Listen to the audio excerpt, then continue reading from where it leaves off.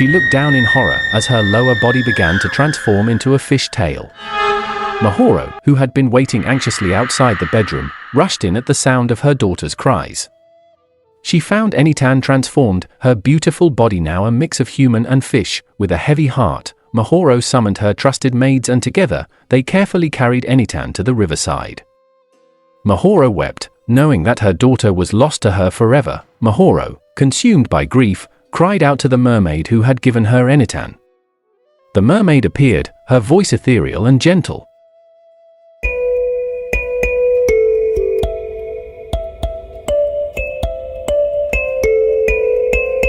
In the heart of Africa, where the sun dipped into the horizon and painted the sky with hues of crimson and gold, lay the village of Nugo. It was a small, peaceful settlement surrounded by lush green forests and winding rivers. The villagers lived in harmony with nature, their days filled with the rhythms of farming, hunting, and storytelling. Mahoro, a young woman with a radiant smile and sparkling eyes, lived in Nugo. Her name, meaning at peace, suited her gentle nature and kind heart. She was beloved by all, and her beauty was renowned throughout the village. Mahoro's days were filled with helping her mother with household chores, tending to their garden, and exploring the surrounding forests. She loved listening to the elderly women's stories about the village's history and the ancient myths of their ancestors. One day, as Mahoro was walking through the village, she noticed a commotion near the entrance. People were whispering and pointing towards the distance. Curious, Mahoro followed their gaze and saw a procession of horsemen and guards approaching the village. At the center of the procession was a majestic figure, dressed in fine robes and adorned with golden jewelry. He was the king, and his presence commanded attention and respect. Mahoro felt a sudden jolt of excitement and nervousness as the king's eyes met hers. She quickly looked away, feeling a blush rise to her cheeks. The king's visit was unexpected, and the villagers gathered around him, eager to hear his words. He spoke of peace and prosperity, of the kingdom's growth and the importance of unity among the villages. As the king finished speaking, his eyes searched the crowd, and once again, they met Mahoro's. This time, she felt a spark of connection, as if the king saw beyond her physical beauty and glimpsed the kindness and intelligence within.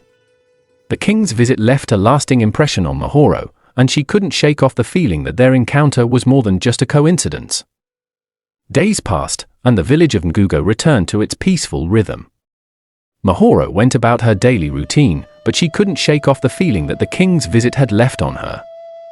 She wondered if she would ever see him again, and what it would be like if their paths crossed once more. One morning, as Mahoro was helping her mother with the household chores, a messenger arrived from the kingdom. He brought a request from the king himself, asking for Mahoro's presence at the palace. Mahoro's heart skipped a beat as she received the message.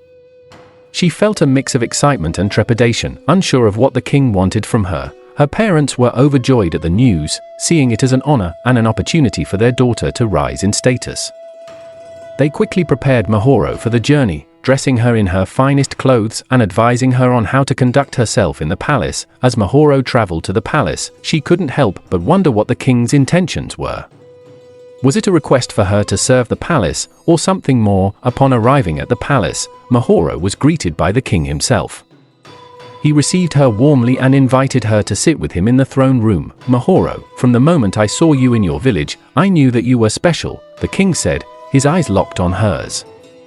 I have come to ask for your hand in marriage. Mahoro's heart raced as she processed the king's words. Marriage to the king would bring great honor and privilege. But it would also mean leaving her village and family behind. Mahoro's mind reeled as she tried to process the king's proposal.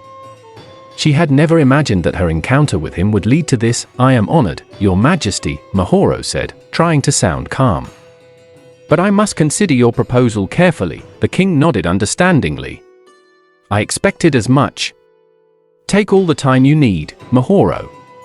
But know that I am willing to do whatever it takes to make you mine. Mahoro felt a shiver run down her spine at the king's words. She couldn't deny the attraction she felt towards him, but she also knew that marrying him would mean giving up her freedom and her life in the village. As she left the palace, Mahoro couldn't shake off the feeling that her life was about to change forever. She thought about her parents, her friends, and her quiet life in Nugo. Could she really leave it all behind for the king? The days passed, and Mahoro struggled to make a decision. She knew that she couldn't turn down the king's proposal without risking his wrath, but she also couldn't bring herself to accept it without hesitation. One night, as she lay awake thinking about her dilemma, Mahoro heard a knock on her door. It was her best friend, Injay. "I heard about the king's proposal," Injay said, her eyes shining with excitement. "What are you going to do, Mahoro?" Mahoro sighed, feeling a weight lift off her shoulders. "I don't know, Injay." "I'm torn," Injay nodded understandingly. "I know you are. But remember, Mahoro, you deserve to be happy.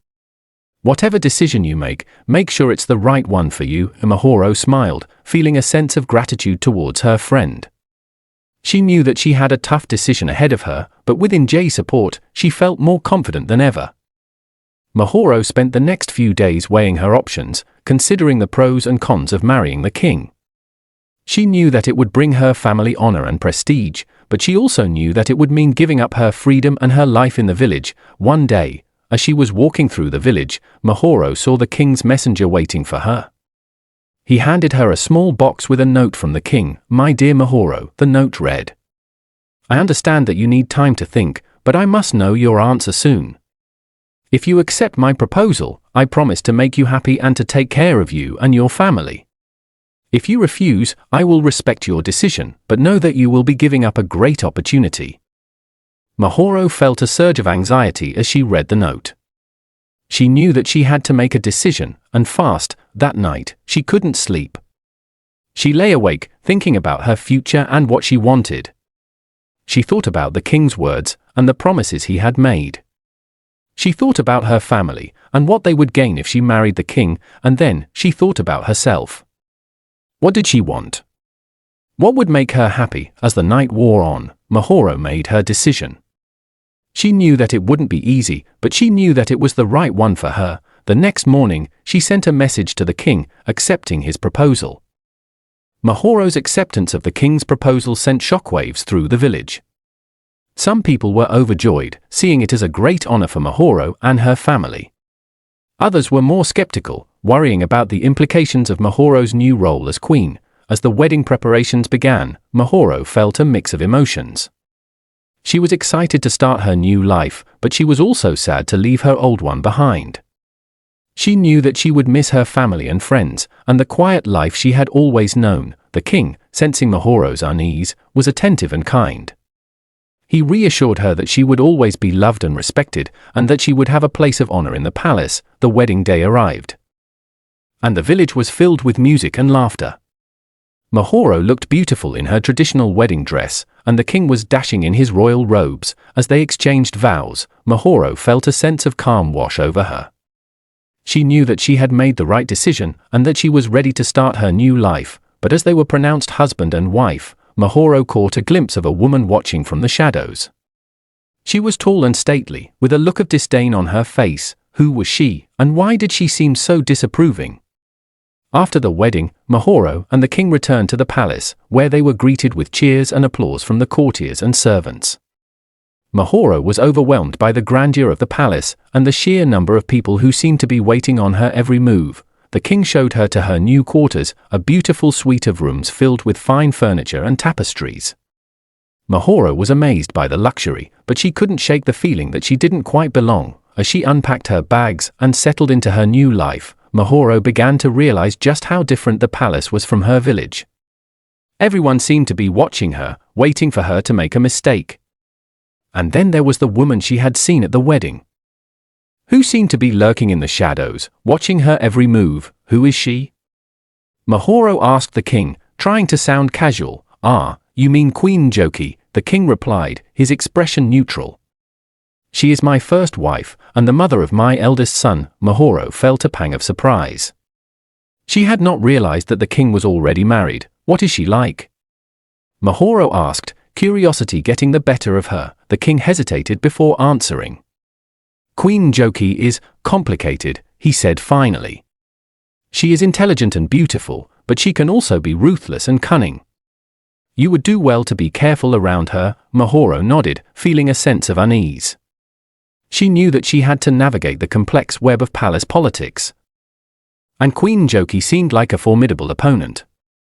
Mahoro tried to focus on her new life in the palace, but she couldn't shake off the feeling that Queen Joki was watching her every move. She would catch glimpses of her in the corridors, or see her sitting in the shadows, her eyes fixed on Mahoro. One day, Mahoro decided to confront Queen Joki. She found her in the gardens, surrounded by her attendants. "Queen Joki, I need to speak with you," Mahoro said, her voice firm. Queen Joki looked up, her eyes narrowing. "What do you want, little wife?" she spat. Mahoro felt a surge of anger, but she kept her cool. "I want to know why you're treating me like this," she said. "I'm not here to replace you, or to take anything away from you." Queen Joki sneered. "You're already taking things away from me," she said. "You're taking the king's attention and his affection. You're a threat to everything I hold dear." Mahoro realized that Queen Joki was motivated by jealousy and fear. She decided to try a different approach. "I understand that you're feeling threatened," Mahoro said. "But I'm not here to hurt you. I want us to work together, to support each other." Queen Joki raised an eyebrow, clearly skeptical. But Mahoro could see a glimmer of curiosity in her eyes. "Very well," Queen Joki said finally. "I'll listen to what you have to say. But don't think for a moment that I trust you." Mahoro nodded, feeling a small sense of victory. She knew that she had a long way to go, but she was determined to win Queen Joki over. One day, as Mahoro was sleeping, Queen Joki came in her bedroom hissing, "You will never be a queen in this kingdom, and I will make sure of it." Mahoro was scared and shocked at first, but she humbly requested Queen Joki to calm down so that they can talk. Queen Joki was taken aback by Mahoro's bravery and willingness to talk. She had expected Mahoro to cower in fear, but instead, Mahoro was standing tall, offering her an olive branch. "Very well," Queen Joki said finally, putting down the dagger. "Let's talk." The two women sat down, and Mahoro listened as Queen Joki poured out her heart. She told Mahoro about her fears, her insecurities, and her desperation to hold on to the king's affections. Mahoro listened attentively, and when Queen Joki finished speaking, she reached out and took her hand. "I understand," Mahoro said. "I really do. But I'm not here to take anything away from you. I'm here to bring peace and harmony to the palace." Queen Joki looked at Mahoro in surprise, and for the first time, Mahoro saw a glimmer of hope. "Maybe we can work together," Queen Joki said finally. "Maybe we can find a way to share the king's affections." Mahoro smiled, feeling a sense of relief. She had found an unexpected ally in Queen Joki, and together, they could bring peace to the palace. But just as things were starting to look up, a new challenge emerged. The king fell ill. News of his illness spreading throughout the whole kingdom. Mahoro was devastated when she heard that the king was ill. She had grown to love him like a father, and she couldn't bear the thought of losing him. She immediately set to work, using all of her knowledge of herbs and medicine to find a cure. Queen Joki and Prince Kwame helped her, and together, they searched the palace gardens and the surrounding forests for the rare ingredients needed to make the medicine. As they worked, Mahoro couldn't shake the feeling that something was off. The king's illness seemed too sudden, too convenient. She began to suspect that foul play was involved. Who could be behind this? Mahoro asked Queen Joki, her mind racing with possibilities. Queen Joki's expression was grim. "I think I know," she said. "But we need proof before we can accuse anyone." Mahoro nodded, determination burning within her. She would find out who was responsible for the king's illness, and she would make sure they paid for their treachery. As they worked to save the king's life, Mahoro realized that she had found a new family in the palace. Queen Joki, Prince Kwame, Queen Joki's son, and the king himself had become like a mother, brother, and father to her, and she would do anything to protect them. Mahoro's suspicions grew stronger as the king's condition worsened. She was convinced that someone in the palace was behind the king's illness, but she needed proof. Queen Joki and Prince Kwame agreed to help her investigate.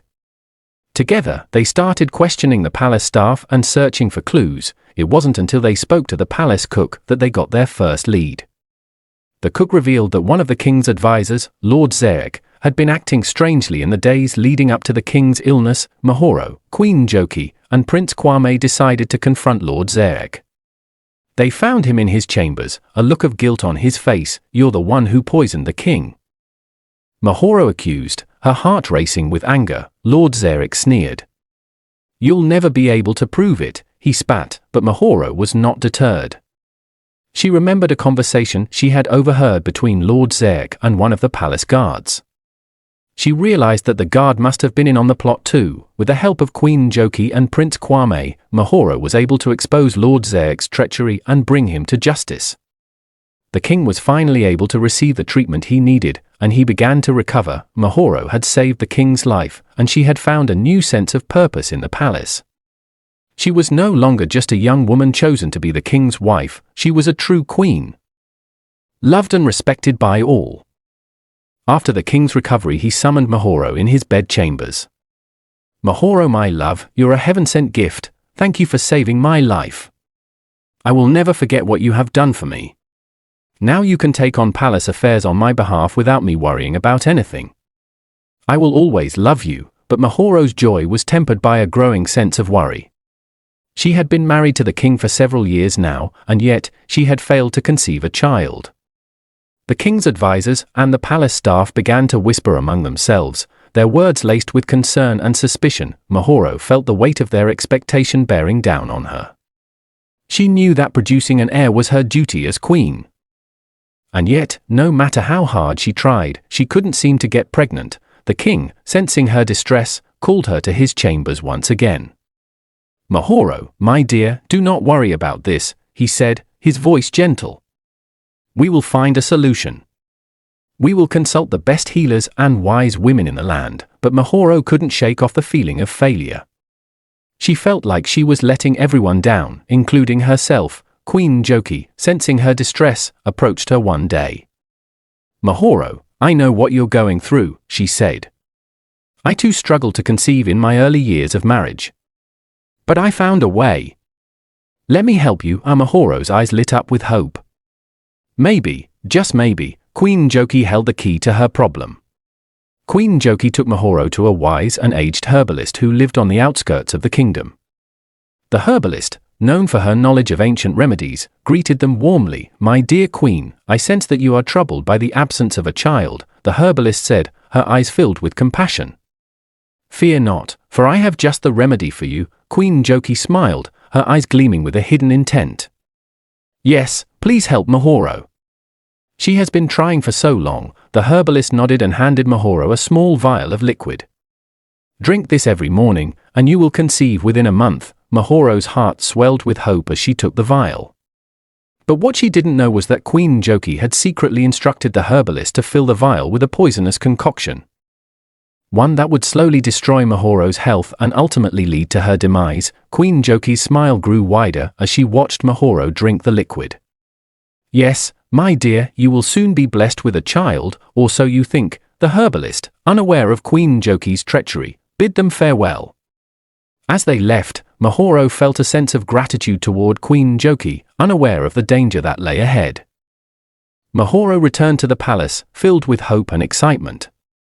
But as she held the vial, she noticed a strange symbol etched onto the side. It looked eerily familiar. Suddenly, memories flooded her mind. She recalled a conversation with a traveling merchant who had warned her about a poisonous concoction marked with the same symbol. Mahoro's heart sank as she realized the truth. The liquid was not a cure for her infertility, but a deadly poison. And Queen Njoki, her supposed friend and confidant, had orchestrated the deception. She felt a wave of devastation wash over her. How could Queen Njoki, who had been like a mother to her, betray her so callously? Mahoro thought of all the times they had shared laughter, tears, and secrets. It had all been a ruse. Trembling with rage and sadness, Mahoro confronted Queen Njoki in the throne room. "Why?" she demanded, her voice shaking. "Why would you do this to me?" Queen Njoki's expression remained calm, but her eyes betrayed a hint of guilt. "You were becoming too powerful, Mahoro," she said. "You threatened my own position and influence. I had to protect myself." Mahoro's eyes welled up with tears. "I thought you were my friend," she whispered. Queen Njoki shrugged. "In the game of power, there are no friends. Only pawns." Mahoro ran to the riverside, her heart heavy with sorrow.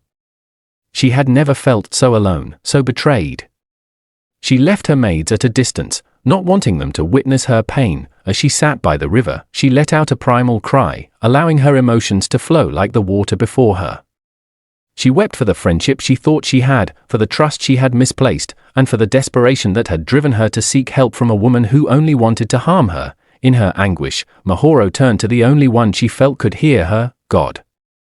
"Please," she sobbed, "if you will only give me a child, I will do anything to please you. I will devote my life to your service. I will be a good mother. A good queen. Just please grant me this one wish." As she prayed, Mahoro felt a strange sense of calm wash over her.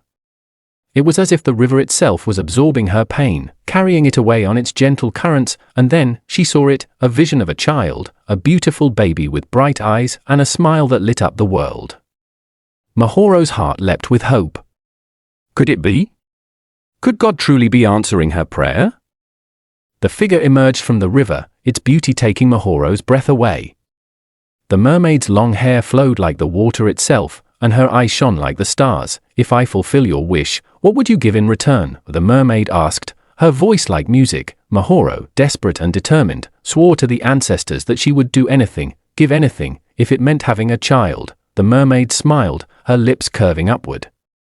"Actually, I don't need anything," she said. "But you must fulfill one condition. The child you bear must never marry." Mahoro hesitated, taken aback by the strange request. But her desire for a child overrode her doubts. She agreed to the mermaid's terms. Promising to ensure that her child would remain unmarried, the mermaid nodded, seemingly satisfied. "Then it is done," she said. "You will conceive a child, Mahoro. But remember, the condition must be met," and with that, the mermaid vanished into the river, leaving Mahoro stunned and wondering if she had just imagined the whole encounter. But as she stood up to leave, Mahoro felt a strange sensation in her womb. It was as if a seed had been planted, and she knew that her life was about to change forever. Mahoro returned to the palace, her heart full of joy and her spirit renewed.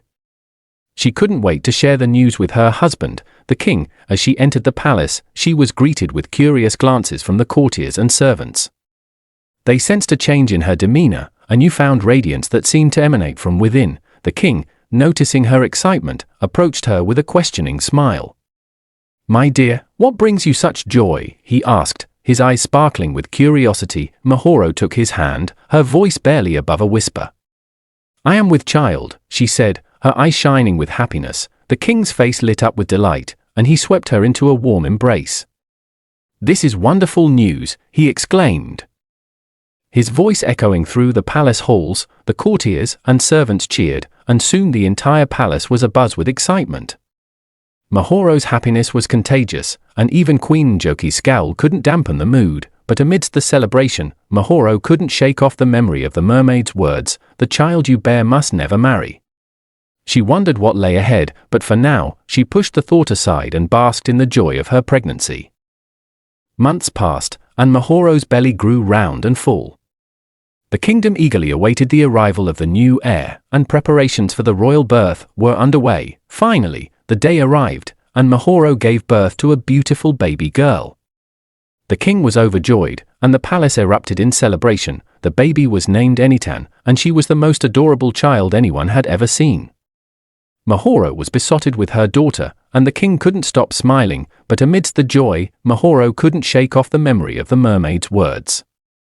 She wondered what lay ahead for Enitan, and whether she would be able to keep the promise she had made. As she gazed into Enitan's eyes, she knew that she would do anything to protect her, to ensure her happiness and well-being. Little did she know that the mermaid's condition would one day put her love to the test. Time passed and Enitan grew into a beautiful little and adorable princess. She was a very close friend of the maid's son named Orion, and both of them were inseparable. As Enitan and the maid's son grew closer, Mahoro discovered their secret. She was furious and heartbroken, fearing that their relationship would lead to a marriage that would defy the mermaid's condition. In a desperate attempt to keep them apart, Mahoro banished the maid and her son to a faraway village, offering a small compensation to ensure their survival. The maid was devastated, but she knew better than to defy the queen. Enitan was shattered. She had never felt such a deep loss before. She begged her mother to reconsider. But Mahoro's mind was made up. the maid's son, too, was heartbroken. He vowed to find a way back to Enitan, no matter the distance or obstacles. As they parted ways, Enitan and the maid's son held on to the memories of their time together, their love growing stronger with each passing day. Mahoro thought she had solved the problem, but she couldn't shake off the feeling that fate would find a way to bring the two lovers back together. As time passed, Enitan blossomed into a stunning young woman, captivating the hearts of all who laid eyes on her. Her beauty was renowned throughout the kingdom, rivaling that of her mother, Mahoro, but amidst the admiration and adoration, darkness loomed on the horizon. The neighboring kingdoms, fueled by ambition and a lust for power, began to attack Enitan's father's kingdom. They sought to subdue and dominate, to make Enitan's kingdom their subordinate. The kingdom was thrown into turmoil, its people living in fear of the invading forces. Enitan's father, the king, rallied his troops, determined to defend his kingdom and his people. Mahoro, too, stood strong, her mind racing with strategies to ensure their victory, but Enitan, with her beauty and innocence, was unaware of the dangers that lay ahead. She was about to face challenges that would test her courage, her wits, and her heart. The king fought valiantly, but the neighboring kingdom's superior strength forced him to consider a desperate measure. With a heavy heart, he agreed to a peace treaty, one that would ensure the survival of his kingdom, but at a great personal cost. The treaty stipulated that Enitan, his beloved daughter, would marry a prince from the neighboring kingdom. The king was devastated, knowing that this union would mean Enitan would be leaving his side, possibly forever. Mahoro, too, was heartbroken.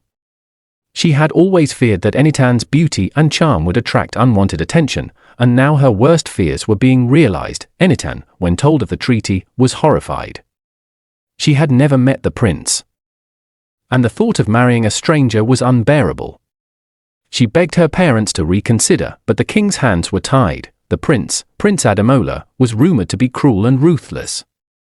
Enitan's heart sank at the thought of spending the rest of her life with him. She felt like a pawn in a game of power and politics, her future being decided without her consent. Mahoro, remembering the mermaid's condition, was consumed by a sense of dread. She had kept the secret hidden for so long, but now it threatened to destroy her daughter's life. She fell to her knees, begging the king to reconsider the treaty. "Please, my husband, I beg of you, do not do this. Enitan's life will be ruined, and our kingdom will suffer the consequences." The king, confused by Mahoro's sudden outburst, asked her to explain. But Mahoro, fearing the consequences of revealing the mermaid's condition, could only shake her head. "Trust me, my king," she implored. "This marriage will bring destruction upon our kingdom. I beg of you, find another way." But the king, bound by the treaty and convinced that it was the only way to ensure peace, refused to listen. Mahoro's pleas fell on deaf ears, and she was left to face the darkness that had haunted her for so long. The day of the wedding dawned, and Enitan, resplendent in her bridal finery, shone like a star. Her beauty captivated all who beheld her, but her eyes betrayed a hint of sadness. Unaware of the mermaid's condition and the fate that awaited her, Enitan stepped forward to meet her groom, Prince Ademola.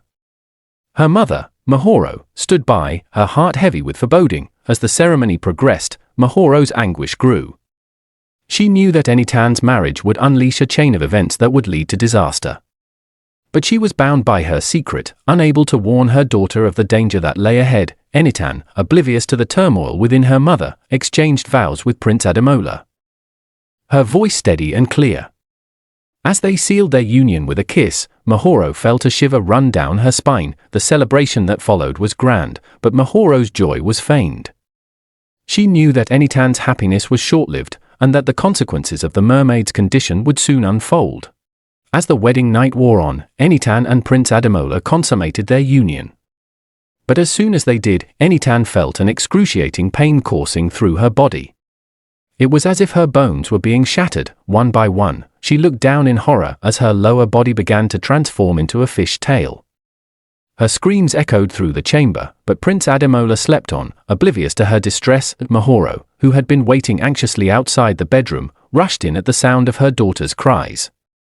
She found Enitan transformed, her beautiful body now a mix of human and fish. With a heavy heart, Mahoro summoned her trusted maids, and together, they carefully carried Enitan to the riverside.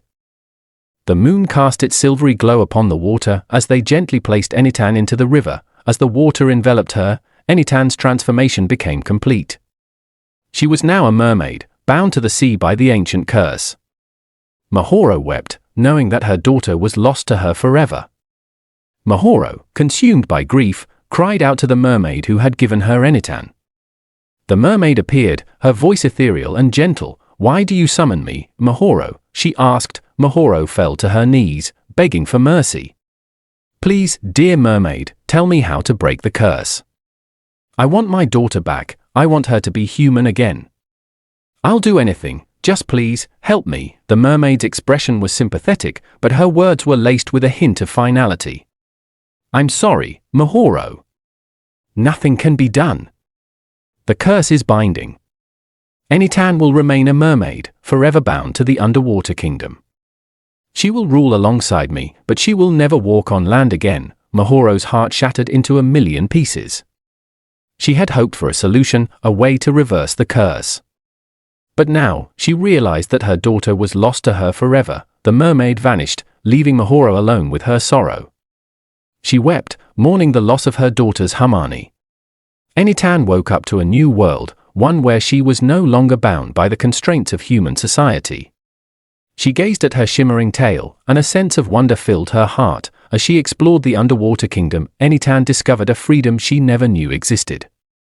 She reveled in the beauty of the coral reefs, the songs of the whales, and the gentle caress of the seaweed. For the first time in her life, Enitan felt truly alive.